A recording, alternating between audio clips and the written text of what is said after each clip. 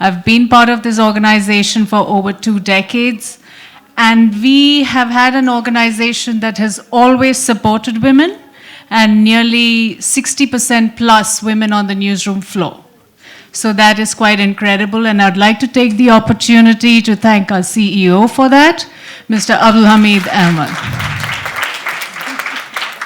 Coming back to the wonderful panel and the entrepreneurial journey.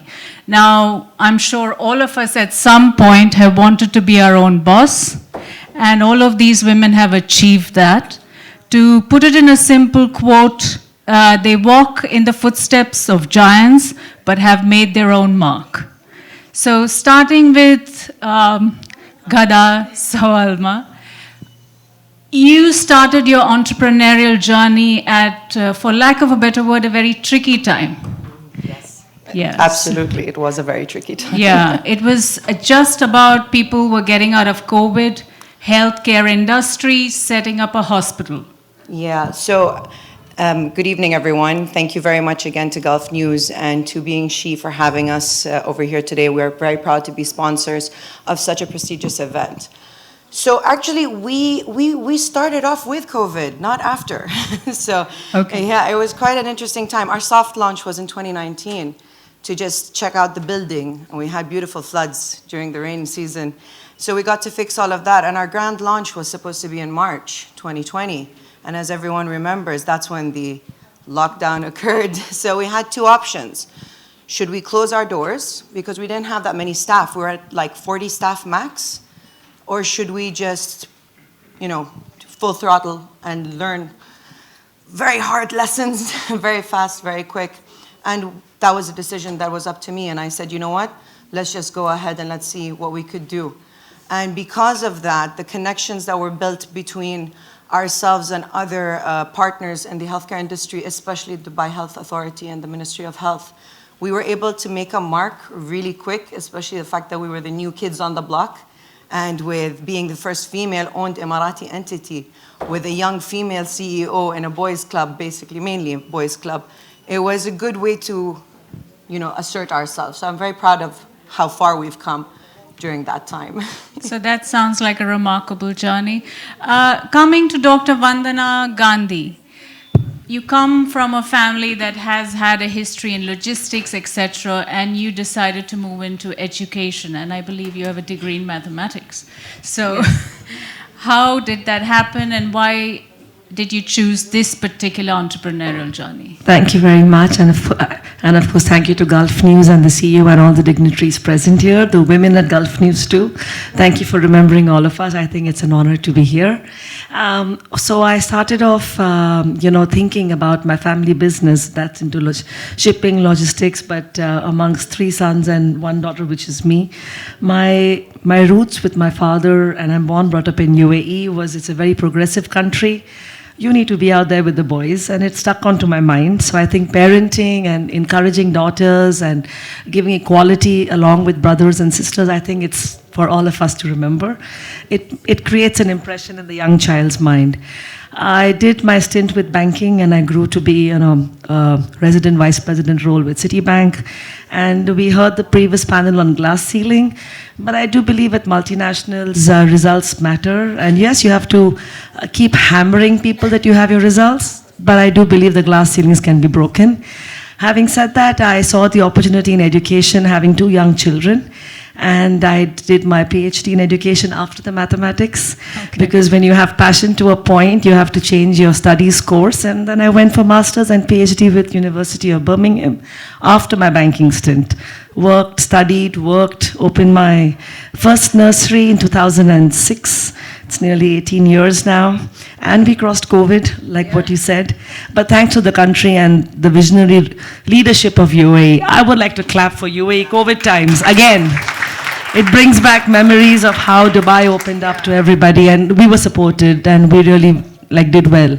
But that's my story, how I started the education, to the foray. Okay, thank you for that. Rosemin, you are in a very interesting entrepreneurial exercise. Yeah. If I'm from Tom Ford and Gucci to RR and Co. Yeah. Can you tell us a little more? Well, first of all, happy International Women's Day to everyone. And thank you, Gulf News, for putting on such an incredible panel and incredible schedule for today.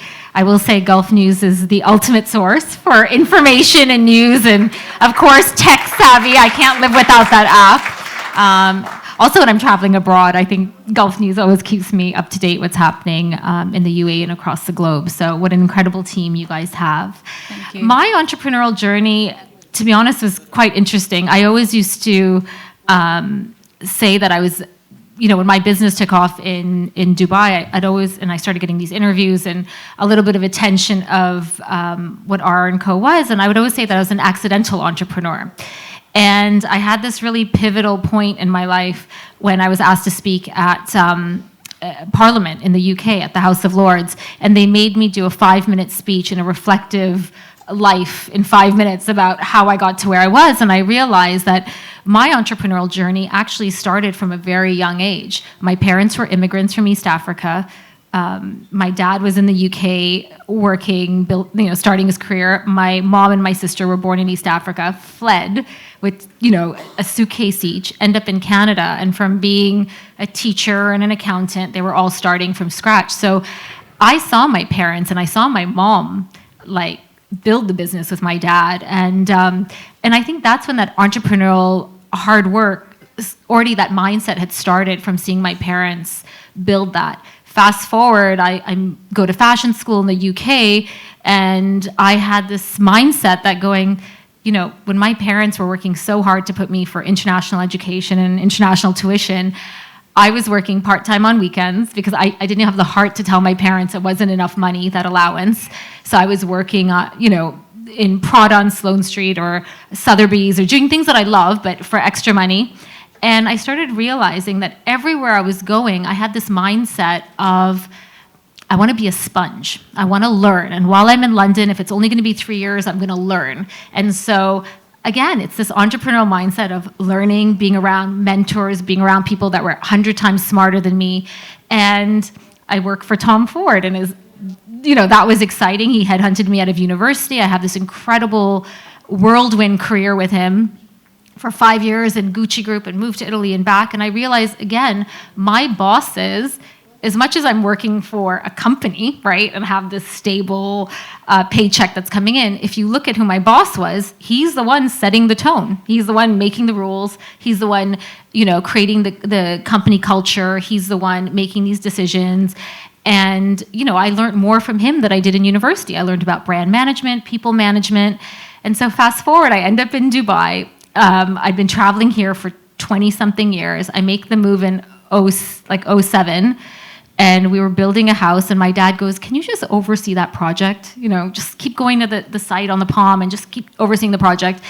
And in those 3 weeks I was there, I saw opportunity that my experience being in the UK and working for companies like Burberry and Gucci Group and Juicy Couture, I was like, I can add value to this country. And so R&Co ended up being the first luxury multi-brand showroom in the region. We were an advisory firm, so we had one wing, which was an advisory firm. I started building a team, and we had a multi-brand showroom working with all the luxury brands. And then fast forward, kind of ended up in media. But I realized that, this entrepreneurial mindset comes, you learn. Everyone's like a sponge, and you can't really predict when it happens. But now I am actually an entrepreneur. Yeah. Thank you for that. Omnia, a very young entrepreneur in a very interesting industry, tech, which is still a boys' academy. How do you find your feet there and making a name for yourself and a mark for yourself? First of all, happy Women's Day for everyone, and I'm very honored to be here today. And I'm very excited to be one of the youngest leaders in this room. So, reflecting on my journey, tech industry is very challenging. As you said, most of tech-savvy people are males. So, however, I see it in another perspective. I see it's an industry filled of opportunities for women, like product design, digital marketing, and because of tech, actually, women can work from home. They can work remotely. and they can avoid this stereotyping of women who has kids, they can't work. Now they can work remotely. A lot of my team working remotely as mothers and their leaves, and so I see tech has a lot of opportunities opening up, and the access to actually platforms and online platforms give the world scale for women to compete internationally. For example, my specialty is UX and UI design. So if it wasn't tech and internet and all, in the Middle East, it wasn't very known, But because of the internet and the tech, we now can compete on a larger scale. So as it's a challenge, again, it's an opportunity for women. And fortunately, in a country like UAE, we can access all of these opportunities through tech. So I see it not only a challenge, but also an opportunity for women. Okay. Coming back to you, Ghada, what would you tell your young self, the one thing that you wish you had known before you started your entrepreneurial journey? Listen to my mom more. I was always quite rebellious growing up. Okay. All my cousins were boys. As we were discussing earlier on the table, I always wanted to do certain things that might have been frowned upon to a certain extent. I wanted to be more assertive. I wanted to break boundaries. I'm from the generation where Dubai, like I was saying earlier, we had Chicago Beach Hotel, which is now Jumeirah Beach Hotel, and then just desert, where we would dune bash and go to the beach. Listening to my mom and being more aware, because she is my mentor. She is the founder of Gargash Hospital. Everything that I know today, I know from her, and every day I'm learning more from her. Patience, understanding how to play between the lines without being offensive, getting what you want without being manipulative, making sure that you can create what you want to create while still understanding what's the elements around you. All of that, I learned it, to be honest, from my mother. But the way that she was explaining it was very academic. Being a doctor herself, she was very, listen, Ghada, this is how things should occur and this is how it should be. But you're very intelligent. I know you'll figure it out. What, I don't understand what you mean. Explain more, oh great one, But with the years and with my, I'm very extrovert. I'm a very extrovert person, and I like to mix with different people.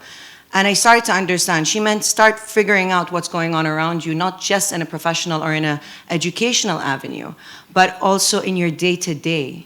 Who I was 5 years ago, I am not the same person today. And who I was 10 years ago, I'm not the same person today. And I won't be the same in the next 5 years. True. So I feel anticipating that, being excited for that, the good, the bad, it all cultivates who you are today. And those are things that I definitely learned from my mom, and I wished I listened to some more tidbits, but that's why I'm always next to her. Okay. Yes. Dr. Gandhi, how important is a team for an entrepreneur?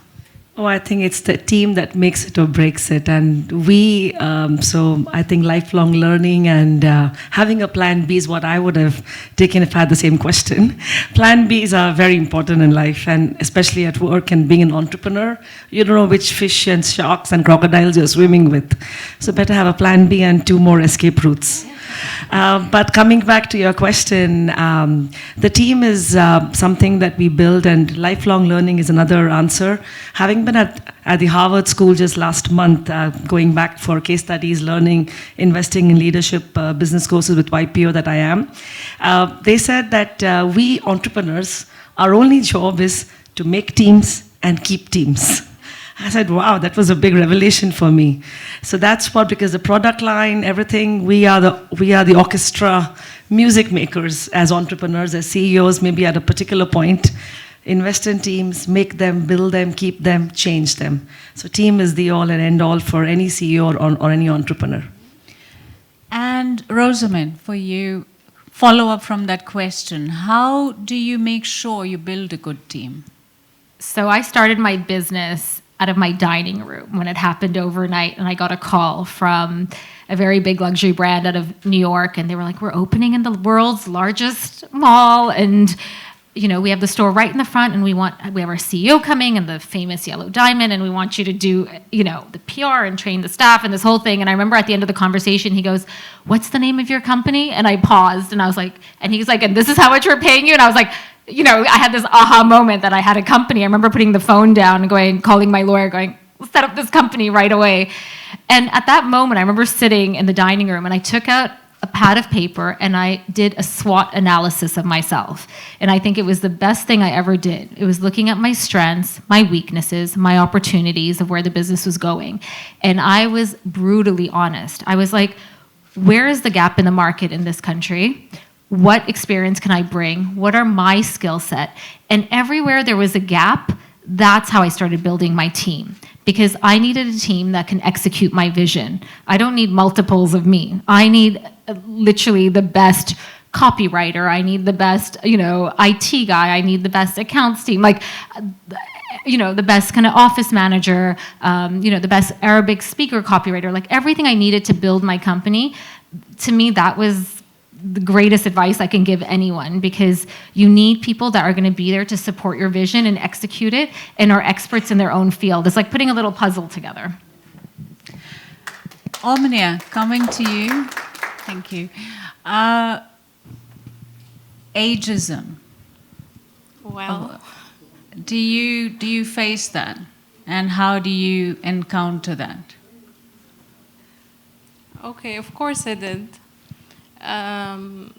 One instance is the fact that I opened my first venture when I was grade 8, not even 17 years old. So it wasn't easy to introduce an idea like drop shipping in Egypt. Me as a girl and very young by my own, it was like, what? I got a lot of skepticism from suppliers and vendors, and as well as customers, actually, because I was selling to my school and classmates, so it's like, what? But when I started growing the venture and transforming it to be on digital, on Instagram, people started trusting me without knowing my age. So here you can see that professionalism and actually your work, what speaks, not your age. So at this point, I realized I need to, whatever who makes fun, whatever who's questioning himself or herself, you just speak by your actually work. You speak by your persistence and how you actually deal with the ecosystem. But it was actually very interesting, the fact that I started that early, and the moment I understood that this mindset is there, I didn't stop. It was like, I'm good at this thing, I shouldn't stop, and age, country, whatever, nothing. And it started from there. So it was an actual challenge, but this is why I'm here. So this is how I'm here. But again, it's all about how you get raised. It's all about the support you receive from your surroundings, the support you receive from your parents. This is what push a young entrepreneur to compete in this competitive ecosystem. In fact, thank you for that, because that was going to be my next question for all the panelists. Having a working mother, does that make a difference? 100%. I mean, they tell you to learn from experience, right? And if someone's experienced something, you're more likely to believe what they're teaching you. Again, from a personal experience, my mother being a founder of more than one medical facility. So the hospital is number 2, but we had 2 units before that in Sharjah.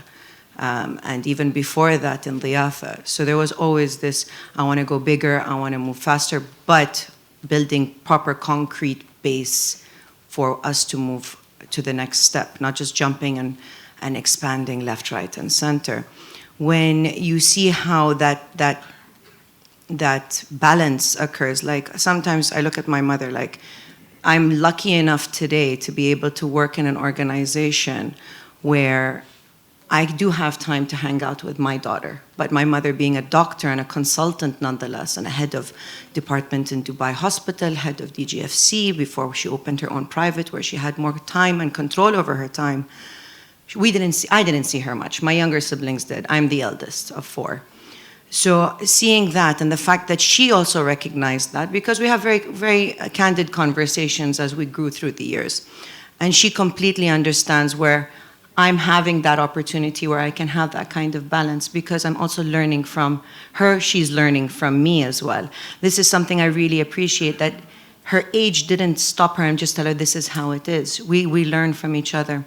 And from there, I end up having to have that kind of understanding with my team, like understanding what's going on. Like Lubna Naim, of course, mentioned this. I find it imperative that it's not just your family, you have your family, which is your bloodline at home, which you learn from, which you teach, which so many experiences come from them in different avenues. But at work, you have your work family. And a lot of people say, when they say work family, it tends to be a negative connotation to a business.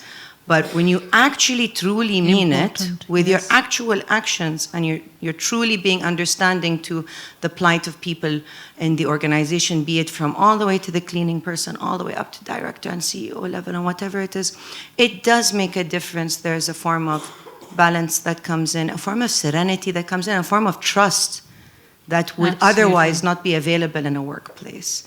So yes, definitely it's something different and difficult, but you have to see how you learn from that as well. Same question for you. Thank you. So I'll probably take a different approach to it. It's, actually what you said is right. So the environment matters. I have a homemaker mom, but very supportive mom. So that's the environment we're in. Just today we had the Women's Day celebration at our nursery, schools and training center, British Orchard. And it was surprising. We had a quiz competition amongst the teachers of how does a child really learn and grow. 4 theories supported, which I think answers this question for all of us. One is the prenatal position of the mom and the child, which is before delivery. The mother's thoughts, environment, and all that. Second is the genes, which helps the child grow or take a choice of path. Genes are important. Third is the environment, maybe it's school at a later age, but home definitely. And fourth is the intrinsic learning ability of the child. When I fast forwarded to the team's training today, and I realized even I am at the same position, these 4 aspects matter to me in all my decisions. Environment, the genes which we are born with, or we keep lifelong learning and enhance some of our gifts or work on our weaknesses. And then, of course, it's our parents and support from moms and dads and even siblings. Thank you. Thank you. Rosemin, over to you. I saw my mom build the business with my dad and was super supportive. But I think just knowing that they're there and on the line and are willing to listen to a small problem or a big problem, to me, that's the greatest gift. I'm South Asian, I'm Indian, and telling your parents that you want to be in a creative field was not the easiest conversation. So, and I think as generations go on, people are doing different careers, and so a lot of times you're not on the same page. But what I really decided, my parents and I, what we needed is I just needed a sounding board. And so as I get older, that's what my parents are. They're just there to listen and be supportive, and actually that's all I need to get through the day. Okay. Omnia. Yeah, adding to the very great points, I see that the different generation between me and my parents, it was a big challenge again, but it's about how supportive they are. So, for example, since I was young, I prefer solo traveling. So, female, alone, traveling, and she's a kid for them. So, it's the matter of how they support you taking the challenges. It's the matter how they trust that you are going for experience. You are going to increase the responsibilities and to be more independent. So this was one of the key factors that made me build my independency when I was young. How supportive they are to start my own business. Like my dad is very harsh. He's like, Of course you can do that. When I got the highest grades, I graduated from uni with the highest honors. He's like, who else should do it? Should get it, like, you know? It's just understood. Yeah, it's like, it's a done deal. So it was very harsh, but again, this what injected in me the fact that I have to, you know, to run, like no other ways. So it's their support, pure their support and their direction, or I'll never done all of this by myself. So family is it's the thing. Okay. Question: if you could give one piece of advice to a woman, young, old, or otherwise, who's starting out on an entrepreneurial journey or is wanting to look at the journey, what would that be? Looking at the journey, that's a loaded question because there are different ways of looking at it. If you want to do it on your own, there are so many different ways that ends up occurring. Like Rosemin's story is completely different to, Vandana, yes, of course, I'm sorry, also Omnia, you know, like every individual had their own aha moment or realization. For me, for example, it was a bit more mainstream and quite, you know, traditional. My family was doing this. I understood that I wanted to do this with the family. What am I going to cultivate within myself that I can add to the family? So it was a bit more traditional, mainstream way of doing that. But there's no shame in whichever path ends up coming to put you in that position of being an entrepreneur and holding the reins of your own business and the reins of controlling your own life. There are different ways in which you might get to that moment or get to that opportunity. And you will fail. You will make a lot of mistakes. If you don't make mistakes, there's something wrong with what's going on or nobody's telling you the truth of what's happening. You know, that is the honest truth. If everything is roses, either your team is lying to you, okay, and there's something happening and they're hiding it, or you really don't know what's going on. And that's not a good, you end up being in a bubble, and the bubble will burst under you and you're just going to fall. Fine, even if that occurs, being able to pick yourself up and to have the people around you also that will say, you know what, it's fine. Just like Rosemin said, I did a SWOT analysis and I said, okay, these are where I'm weak. Let me hire the person that can take on those roles, because there's no point of teaching. You don't need to be the jack of all trades. You just need to understand what those trades are, but get a specialist to actually implement those gaps that you end up finding. So, yeah, I feel that you persevere through whatever you're going through. Follow your gut. If your gut's leading you the wrong way multiple times, take on the right person to help you with that. You know, That's good advice. You know, but it's very important to always push forward and always see what can I do next time? What can I change? And you know, never think that okay, it's set. The rules aren't set. You make your rules when you're an entrepreneur. So thinking outside of the box, taking on new partners, taking on new roles, taking on new business opportunities, it's you who gets to do it, and you can do it as slowly as you want to and as fast as you want to. But know that the responsibility is yours and it's okay to make mistakes. So. Okay. Yes, thank you for that, Ghada. I think well said. Two things from my side. One is I've been an ex-banker. I enjoyed wealth management, customer care at the length. Started my own nursery. I took the plunge as an entrepreneur. It's not easy, but I think the risk appetite for all of us is a big animal in our own brain. Once we cross it, I think entrepreneurship is there for all of us to try at any level, especially now with so many online entrepreneurship opportunities we have for so many career pathways for women and young men as well. And of course, never say never, because you have to have, like I said, a plan B at every step and corner of the way. It's a lot of learning, definitely. And you always have a backup plan. You can always go up and get a job at any point with so much of experience and learning after being an entrepreneur. It's always worth it to take the risk. I guess it's that sense of flexibility within you. Yeah, absolutely. Rosemin, what would your one advice be? So my advice from experience is really putting a team together. And when you are building a business, to me, the person that is your partner should be, if you're a creative, you should always have a finance person. And I always say that because you need a balance. And it's not my advice. You can look at every single example, whether it's a Tom Ford and a Domenico De Sole, or Bernard Arnault and every designer under him.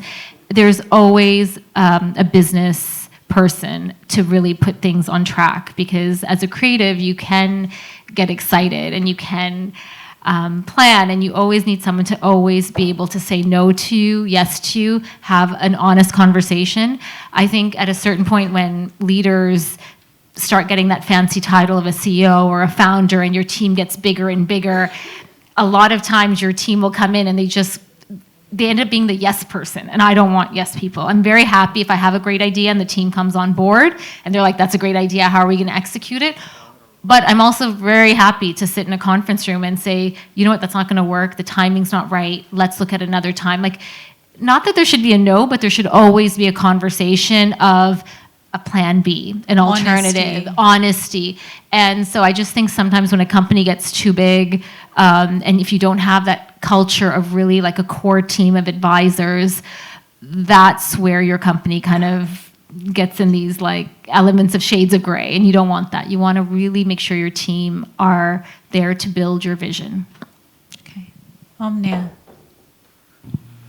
Okay, based on my experience, I hear a lot of people saying dream big, dream big.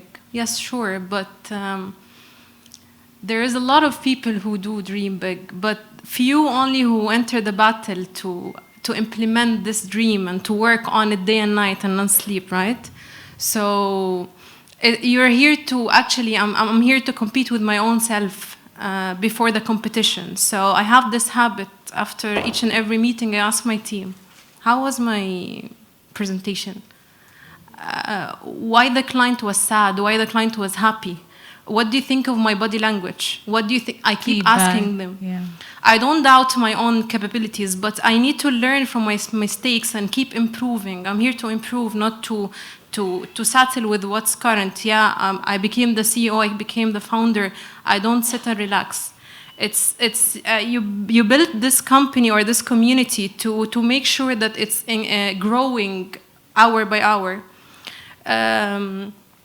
Just when I was entering, by the way, I saw on Instagram a video for Sheikh Muhammad. He was saying, either you're a gazelle or a lion, you have to run. So we're literally running. The competition, especially in this country, is insane. Like, I go back to my country, they are working, no offense, but the speed here is, I go to my country over the weekend to see my family. I come back, loads of emails and issues. Weekend, people, you don't sleep. So it's either you keep up with this pace, or you're khalas, out of the game. So keep working on yourself. No one is here to stop you. Women are actually taking a lot of opportunities in this country. Like, as simple as in Ajman Free Zone, you can open your company with 5,000 dirhams. So what else is stopping you? So yeah, that's it. Yeah, for women.